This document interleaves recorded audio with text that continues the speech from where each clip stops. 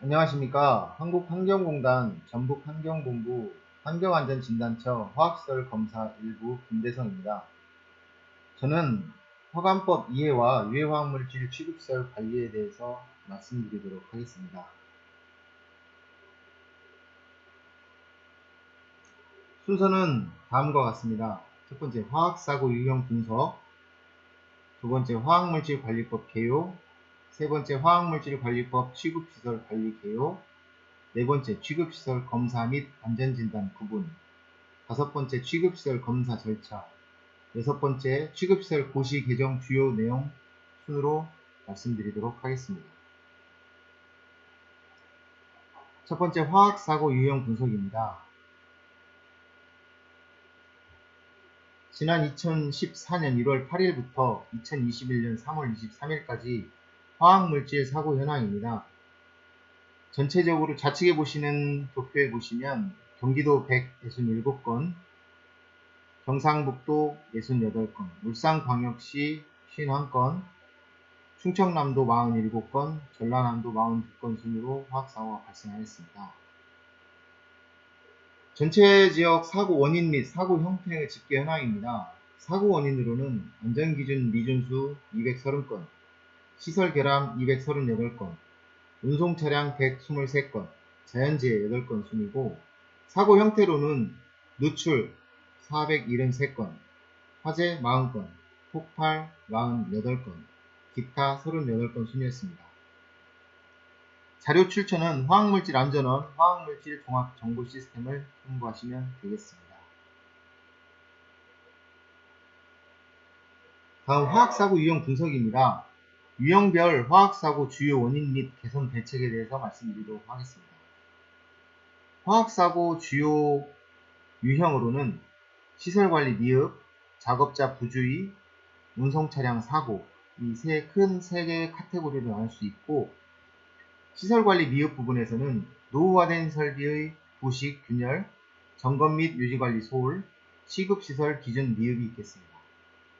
이에 대한 개선 대책으로는 물질별, 시설별, 특화된 취급시설 기준 강화 및 정기검사 실시 등이 있고, 작업자 부주의에 대한 주요 원인으로는 안전규정 미흡, 작업수칙 미준수, 반복 작업에 따른 안전불감증이 있겠습니다. 이에 대한 개선 대책으로 유해화학물질 취급자 안전교육, 사업장 자체 안전수칙 제정 및 이행이 되겠습니다. 운송차량 사고에는 과속, 졸음운전, 무리한 운행에 따른 교통사고가 있고, 개선 대책으로는 유해화학물질 운전자 안전교육 실시, 운반계획서 제출 의무화 등이 있겠습니다.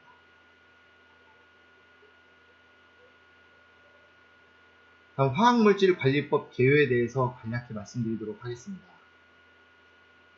화학물질은 유독물질, 제한금지물질, 허가물질, 사고대비물질, 일반 화학물질로 나눕니다.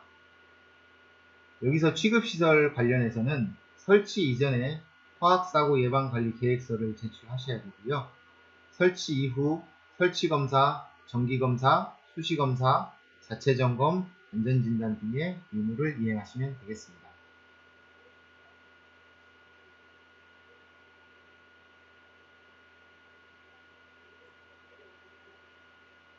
유해화학물질에 대해서 말씀드리겠습니다. 유해화학물질은 화학물질관리법 제2조에 나와 있는 내용으로 유독물질, 허가물질, 제한물질 또는 금지물질, 사고대비물질, 그 밖에 유해성 또는 유해성이 있거나 그러할 우려가 있는 화학물질을 말하고, 취급시설로는 화학물질을 제조, 보관, 저장, 운반 또는 사용하는 시설이나 설비를 말하는 것입니다. 나머지 부분은 화학물질관리법을 참고하시면 되겠습니다.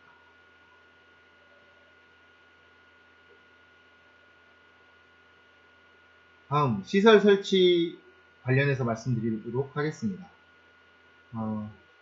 유해화학물질 시설을 설치해서 운영하고 싶은 분들께서는 시설 설치 계획을 먼저 수립하시고, 검사 개시 60일 전에 화학사고 예방관리 계획서를 작성하셔서 화학물질 안전원장에게 제출을 하게 되었습니다. 화학물질 안전원에서는 적합성 검토와 이행평가를 통해서 그 결과를 사업자에게 통보하고 사업자는 취급시설 설치를 하게 되겠습니다. 설치가 끝난 이후에는 설치검사를 화학물질관리법 시행규칙 제22조에 따른 검사기관에 신청을 하시고 검사를 수검하신 다음 그 결과를 영업허가 신청서와 함께 관할 지방환경관서에 제출하시면 되겠습니다. 영업허가를 받으신 이후에는 취급시설 가동 운영을 실시하시는데 이때 하셔야 될 의무 중에 여러가지 중에 자체점검, 정기검사, 수시검사, 안전진단이 있습니다. 이 중에서 자체점검은 사업장 자체적으로 실시하는 것을 말하며 주 1회 화학물질관리법 시행규칙 별지 제42호 서식에 따른 표로 작성하시면 되겠습니다. 5년간 보관하시면 되겠습니다. 정기검사입니다. 검사기관에 신청하셔가지고 검사를 받으시면 되고요. 영업허가 대상은 매년, 영업허가 비대상은 매 2년에 한 번씩 정기검사를 받으시면 되겠습니다. 수시검사입니다. 수시검사는 화학사고 발생한 경우 7일 이내에 검사를 받으시면 되겠고 또는 지방환경관서의 장이 검사를 명한 경우 수시검사를 받게 되겠습니다. 안전진단입니다. 안전진단의 경우 앞에서 말씀드린 화학사고 예방관리계획서를 작성하셔서 화학물질 안전원장에게 제출을 하셨을 때 결과 통보가 나옵니다. 이 결과 위험도가 가위험도, 가등급은 매 4년, 나위험도는 매 8년, 다위험도는 매 12년마다 안전진단을 받으시면 되겠습니다. 예외적으로 제19조 제2항 각 호에 해당하는 시설은 매 12년에 한 번 안전진단을 받으시면 되겠습니다. 취급시설 설치 관리기준 부적합 또는 검사 진단결과 부적합 판정 시에는 취급시설 개선 명령 또는 가동중지 명령이 내려지게 되겠습니다.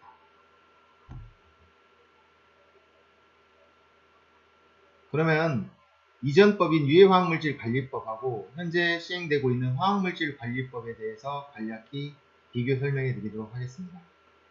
기존에는 설치검사가 없었는데 현행 화학물질관리법에는 취급시설 설치 완료 시에 설치검사를 받게 되고 항목으로는 제조, 사용, 저장, 보관 등 총 331개 분야에 대해서 기준에 따라서 검사를 받으시게 되겠습니다. 검사기관은 한국환경공단, 안전보건공단, 한국가스안전공사에 신청하시면 되겠습니다. 정기수시검사입니다.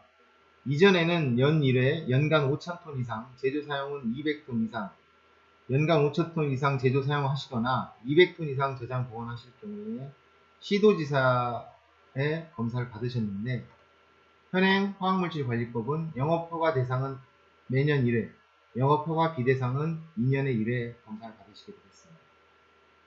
항목은 제조, 사용, 저장, 보관 등 분야별 총 210개 기준입니다. 수시검사로는 화학물질 유출 사고가 발생한 경우 앞서 말씀드린 것처럼 7일 이내에 받으시면 되겠습니다. 안전진단입니다. 시기는 화학사고 예방관리계획서 위험도 등급별로 매 4년, 8년, 12년, 다 위험도에 따라서 받으시면 되겠습니다. 다만 시행규칙 제19조 제2항 하위 규정수량 미만 등은 각 호의 어느 하나에 해당하는 시설의 경우 매 12년에 한 번 받으시면 되겠습니다. 안전진단 항목에 대해서는 기본 항목 19개, 지적 항목, 선택 항목이 되겠습니다. 안전진단을 실시한 해는 정기 수시 검사가 면제가 되고 이 위험도 등급별 또는 하위 규정 수량 등은 유해화학물질별 시행규칙 별표 3의 1을 참고하시면 되겠습니다.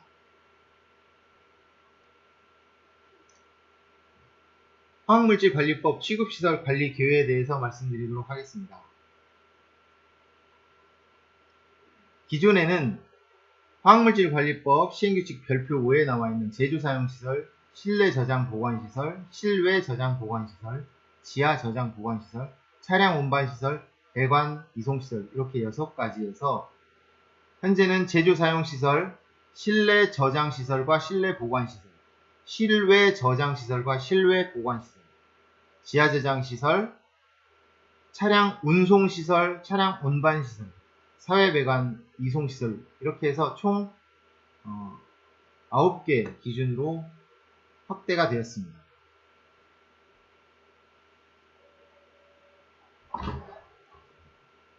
유해화학물질 취급시설 기준 현황입니다. 취급시설 설치 및 관리 기준에 대해서는 유해화학물질 취급시설 설치 및 관리 기준 시행규칙 별표 5 취급시설 설치 및 관리에 관한 고시 9건 앞서 말씀드린 그 9건입니다. 그리고 유해화학물질 소량 취급시설에 관한 고시 2021-45 이건 개정 고시된 내용이고요. 이번에 추가로 개정 고시된 내용에 염색업종 유해화학물질 취급시설 설치 및 관리에 관한 고시 그리고 표면처리업종 유해화학물질 취급시설 설치 및 관리에 관한 고시가 올해 2021년 3월 15일에 신규로 제정이 되었습니다. 취급시설 검사, 안전진단 방법 등은 취급시설 검사 및 안전진단 방법에 관한 규정 환경보고시 제 2019-157호를 살펴보시면 되고요. 유해화학물질 소량 취급시설의 설치, 정기, 수시 검사의 방법 등에 관한 세부 지침을 참고하시면 되겠습니다. 여기에 나와 있는 모든 기준들은 관련 법령을 참고하시면 되고 환경부 홈페이지나 화학물질안전원 홈페이지 또는 국가법령정보센터를 확인하시면 되겠습니다. 네 번째, 취급시설 검사 및 안전진단 구분에 대해서 말씀드리도록 하겠습니다. 반복되는 내용인데요. 설치검사는 유해화학물질 취급시설의 설치를 마친 자, 취급시설 가동 이전에 실시하는 것을 말합니다. 방법은 검사기관에서 검사를 받고 지방환경관서에 그 결과를 신고하시면 되겠습니다. 정기검사입니다. 정기검사도 마찬가지로 유해화학물질 취급시설 설치 운영하는 자가 영업허가 대상은 매 1년, 그 외에는 매 2년마다 한 번씩 검사를 받으시면 되겠습니다. 수시검사는 화학사고가 발생하였거나 화학사고 발생이 우려되는 경우에 실시하게 되고 화학사고 발생 시에는 7일 이내에 지방환경관서장이 검사를 명하는 경우에는 지체 없이 실시하셔야 됩니다. 안전진단입니다. 안전진단은 유해화학물질 취급시설 설치를 마친 자 또는 취급시설을 설치 운영하는 자가 받으시는 게 되고 화학사고 예방관리기획서에 의하여 취급시설의 위험도 검토 결과를 받은 시점을 기준으로 가위험도는 4년, 나위험도는 8년, 다위험도는 12년마다 한 번씩 정기 안전진단을 받으시면 되겠습니다. 다만 제19조 제2항 각 호의 어느 하나에 해당하는 시설은 정기검사의 적합통보일로부터 매 12년에 한 번씩 안전진단을 받으시면 되겠습니다.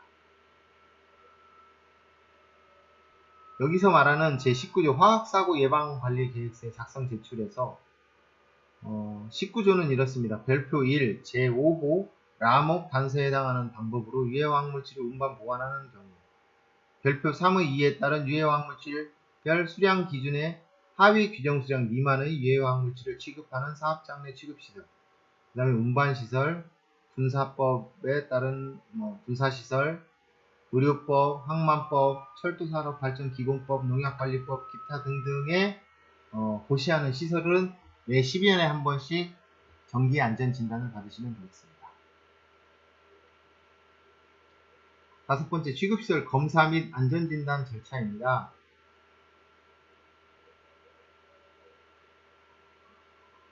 저희 공단을 기준으로 말씀드리도록 하겠습니다. 우리 공단에서는 유해화학물질 취급시설 관리 시스템 www.safechem.or.kr을 통해서 유해화학물질 취급시설 검사를 신청하시고 신청하신 다음 검사자가 검사 및 진단 대상을 확인한 다음에 시작회의를 하게 되겠습니다. 서류검사, 현장검사, 검사자 회의, 최종 결과를 말씀드린 것으로 검사 및 안전진단이 마무리되며 서류검사로는 허가증, PFD, PNID, 현장 배치도, 장애영향평가서 등을 제출하시면 되겠습니다. 그리고 MSDS 및 기술 자료 등을 제출하시면 되고요. 자체점검대장, 교육일지 관리대장도 마찬가지로 제출하시면 되겠습니다. 현장검사는 유해화학물질 이송 및 사용 공정률 위험 요인을 조사를 하게 되는데 주로 부식, 균열 등 외관 검사 위주로 검사를 실시하게 되겠습니다. 마지막으로 검사 결과 부적합 및 권고사항 내부 토의를 거쳐서 검사 결과를 통보해 드리는데 우리 공단 세이프캠 홈페이지에서는 검사 완료 후 세이프캠 홈페이지에서 결과서를 직접 출력 후 관할 지방환경청에 제출하도록 되어 있음을 참고하시면 되겠습니다.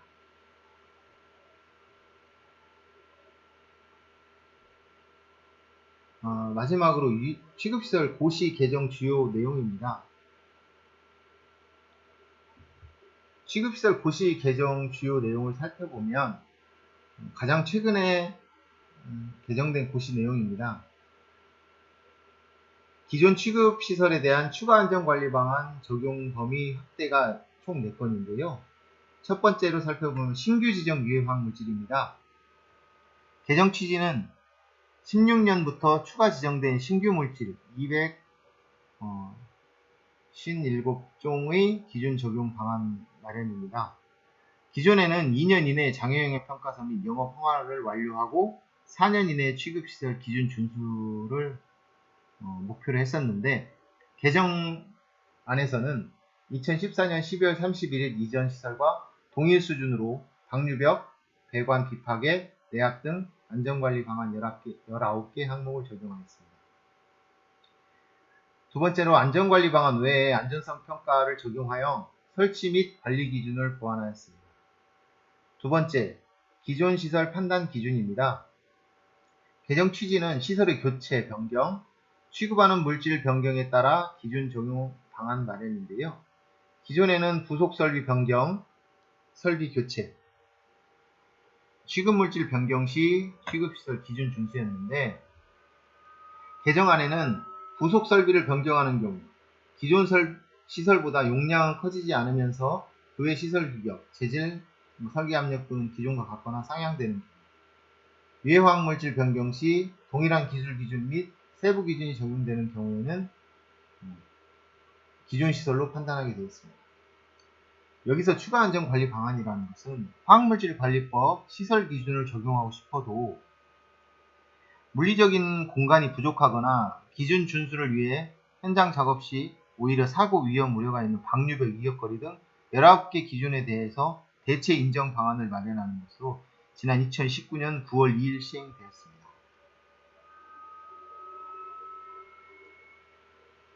추가 안전관리 방안 세 번째입니다. 배관 설비입니다. 기존 시설의 배관 성능 증빙이 불가능한 상황을 해소하기 위해서 개정안에는 배관의 재료, 구조, 강도 및 두께 기준에도 아래의 추가 안전관리 방안을 적용하였습니다. 첫 번째, 공정안전 실시간 모니터링에 따른 안전관리 시스템을 구축한 경우 주기적인 배관 두께 측정 등 시험 계획을 수립하고 결과를 기록 관리하는 경우 위험도 기반 검사에 시스템을 구축하여 운영하는 경우 다른 법령에 따라 실시한 검사 결과 합격한 경우 많은 사업장들이 추가 안전관리 방안을 적용받으시고 있습니다. 그 중에서 이 4개 중에서 하나를 선택하시면 기존 취급시설 기준을 준수하는 것으로 간주되니까 이 4가지 항목을 면밀히 살펴보시고 준비하시는 게 좋을 것 같습니다. 추가 안전관리 방안 네 번째입니다. 사회배관 누출검지구. 개정 취지는 기매설된 지하배관에 불착, 절단 및 용접 등을 통한 시설 개선 시 2차 사고 가능성 예방을 목적으로 하는데요. 기존에는 가동 중인 모든 지하배관에 누출검지구 설치가 필요했었는데 개정안에는 2014년 12월 31일 이전 설치배관의 공정운전 조건에 대한 점검 수행 및 기록 관리하는 경우와 이전 배관의 전기 방식, 두께 측정 등의 방법으로 안전하게 관리하는 경우 안전관리 방안, 추가 안전관리 방안을 적용할 수 있도록 하였습니다. 다음, 기준 적용 정비, 합리화 및 기준 구체화 11건입니다. 첫 번째, 건축물 층고 높이입니다. 개정 취지는 높이 기준을 삭제하여 학법의 기준을 따를 수 있도록 규제를 완화하였습니다. 기존에는 단층 건물을 8m 미만이어야 되고 각종 방화문, 피뢰침 설치 시에는 20m 이하로 설치를 해야 했던 것을 개정안에는 건축물의 실내 저장시설은 건축법 또는 위험물 안전관리법에서 정한 높이 기준을 따르도록 하였습니다. 따라서 건축법에 따른 허가나 위험물 안전관리법에 따른 제조소 등 허가를 받으신 경우에는 이 기준을 적합을 받으실 수 있는 조항이 되겠습니다. 두 번째, 내진 성능 관련입니다. 두 번째 내진 성능과 세 번째 방폭, 이 부분이 고시 개정에서 가장 크게 바뀐 내용인데요.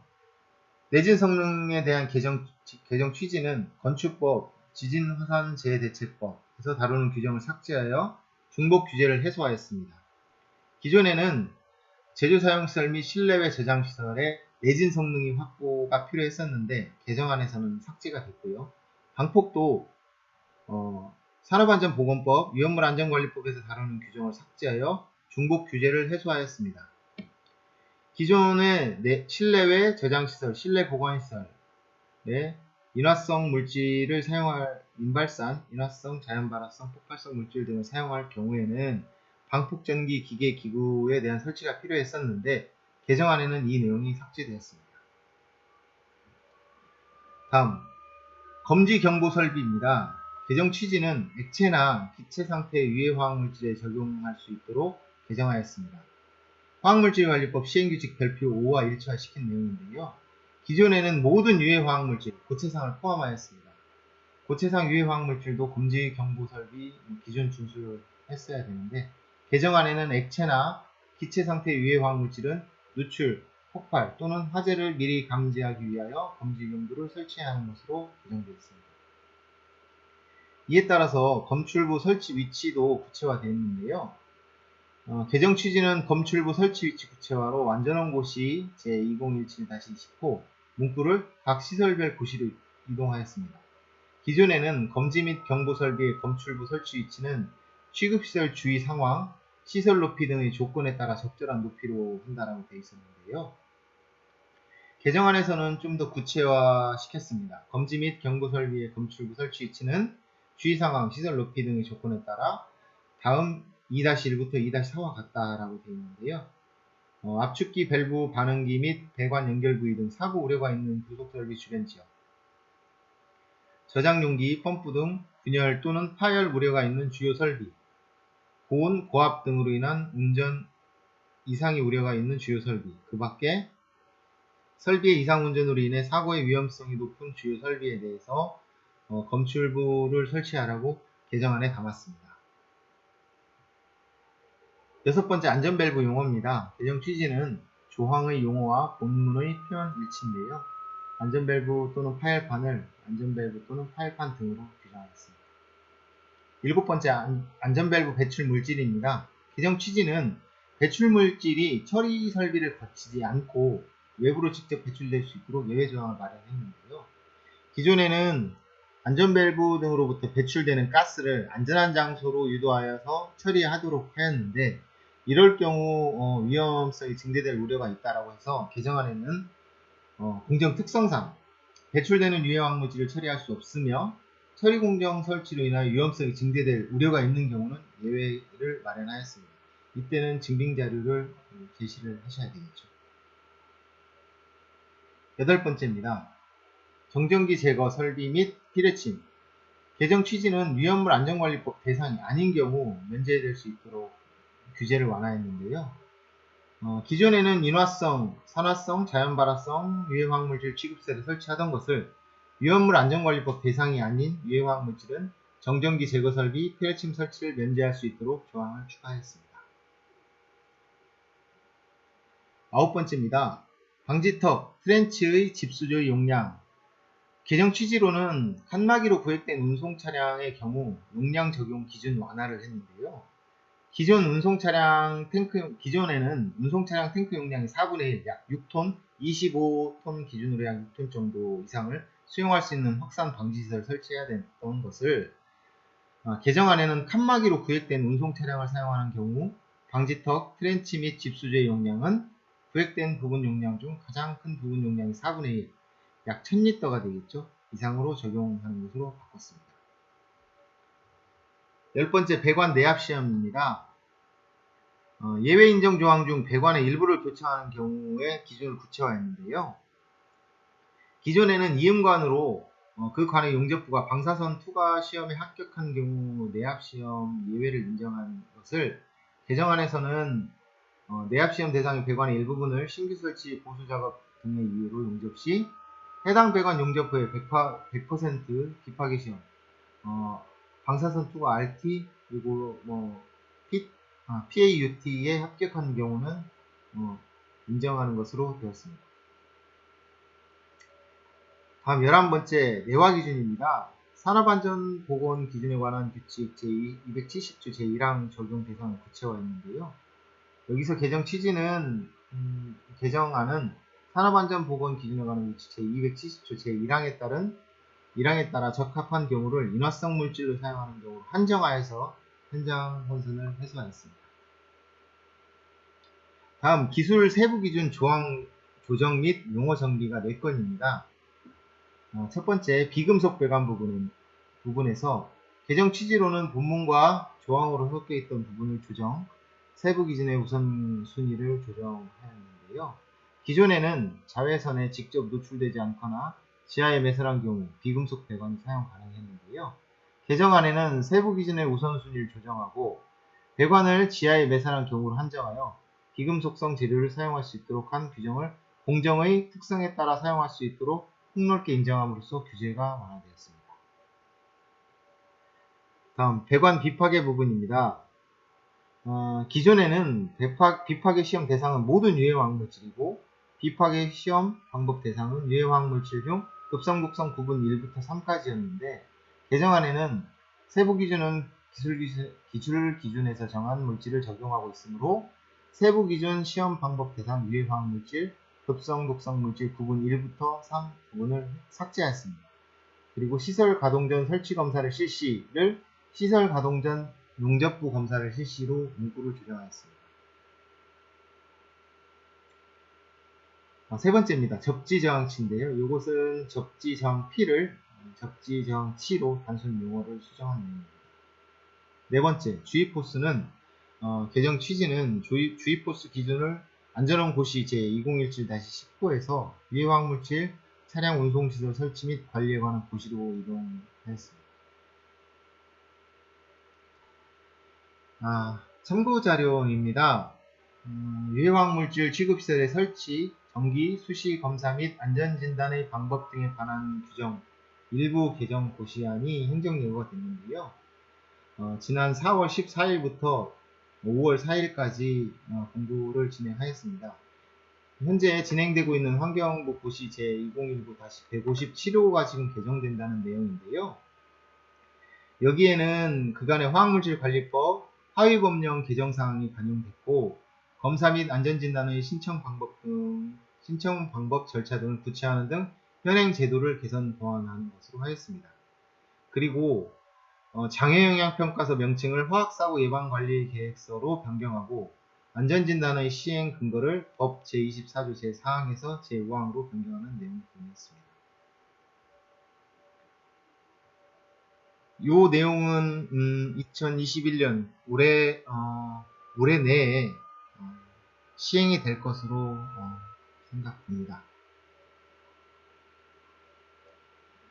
주요 변경사항으로는 앞에서 말씀드린 것하고 약간 중첩되는 부분이 있는데요. 물질 추가는 변경 허가 대상이므로 가동 전 설치 검사를 실시해야 하나 물질이 추가되더라도 시설의 변경이 없는 경우에도 검사를 실시해야 되는지 약간 불분명했었는데요.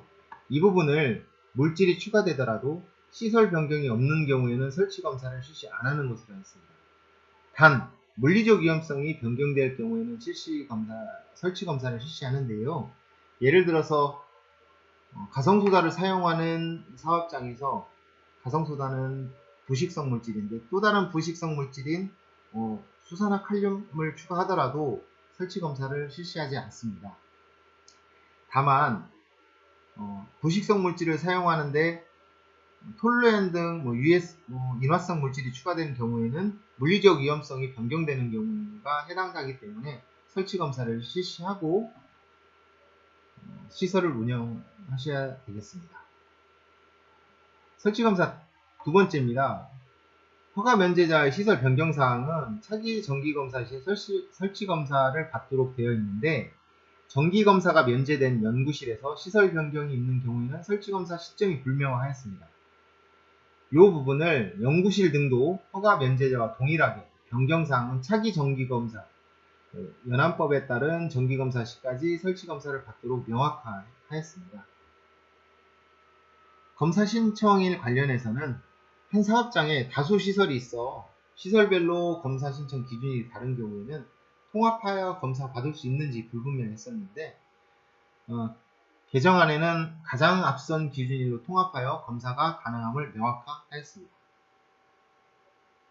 안전진단 신청 시기는 위험도가 변경될 경우 안전진단 신청 시기를 어떻게 판단해야 하는지 불분명했었는데요. 기존 진단 일정과 변경된 위험도에 의한 진단 일정 중 먼저 도래하는 진단을 실시하는 것으로 명확하였습니다. 이 내용과 관련해서는 자세한 내용은 환경부 홈페이지 입법 행정예고를 참고하시면 되겠습니다. 이상으로 제 강의를 마치도록 하겠습니다. 끝까지 들어주셔서 감사합니다.